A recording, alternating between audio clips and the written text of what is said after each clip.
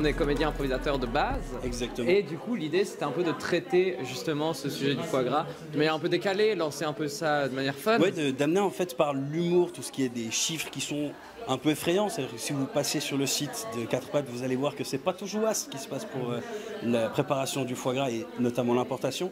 Et du coup, là, une proposition d'alternative semblait tout à fait à propos. Et puis, très sympathique de pouvoir en parler et d'amener de l'humour pour donner l'audimat après à des personnes qui viennent parler plus sérieusement de ce sujet. Je pense aussi une occasion de mettre un autre regard pour sensibiliser, pas de s'en moquer, mais de tourner ça de manière un peu drôle, rigolote. Si c'est-à-dire, par la caricature, arriver en fait à amener le sujet sur la table, la discussion, du débat. Et souvent, dès qu'on amène le sujet de deux angles différents, on a tendance à s'en souvenir quand même un peu mieux. Complètement, complètement. En fait, on vient amener et souligner un propos pour qu'ensuite, lorsqu'on en reparle, ça évoque déjà quelque chose à l'auditoire.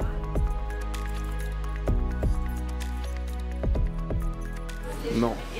Moi, je pas dois vrai. dire J'ai menti. Quel acteur, quel comédien, acteur studio.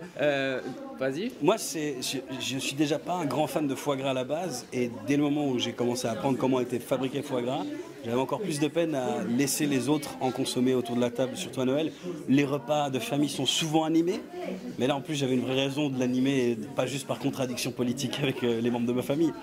Mais oui, c'est ça. J'ai l'impression qu'on est aussi dans une conscientisation globale des choses, de se rendre compte de la chaîne de production de divers produits. Et c'est vrai que dès le moment où on ne l'a pas conscientisé, on ne peut pas s'en rendre compte. Le fait de le conscientiser, de le verbaliser, de le voir, de le jouer, engendre qu'on se pose plus de questions. Et donc c'est là que ça devient intéressant. Ouais. Puis c'est surtout le jeu de sortir du principe de simplement accepter, mais de juste pouvoir remettre en question ce qui se passe.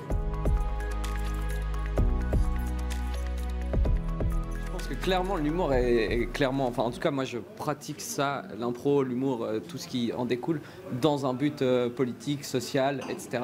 Puisque toute prise de parole devient politique, devient partie prenante. Donc ça devient intéressant dès qu'en plus il y a du fond et que c'est pas juste du mais qu'il y a vraiment du fond et qu'on montre des choses, on dénonce finalement des choses et on essaie de faire avancer la cause. L'humour est un vecteur, l'humour c'est un moyen d'ouvrir le débat, d'amener la question sur la table, peut-être avec une sensibilité différente, peut-être avec une dédramatisation, de pouvoir dire on peut parler de ce sujet tous ensemble. Après il y a aussi des pans dans l'humour où ça va trop loin et on tombe dans la moquerie, mais c'est le but d'éviter ça pour juste ouvrir le débat. L'humour peut être intelligent, bien fait, et c'est là où il est dans sa magnificence la plus belle, disons.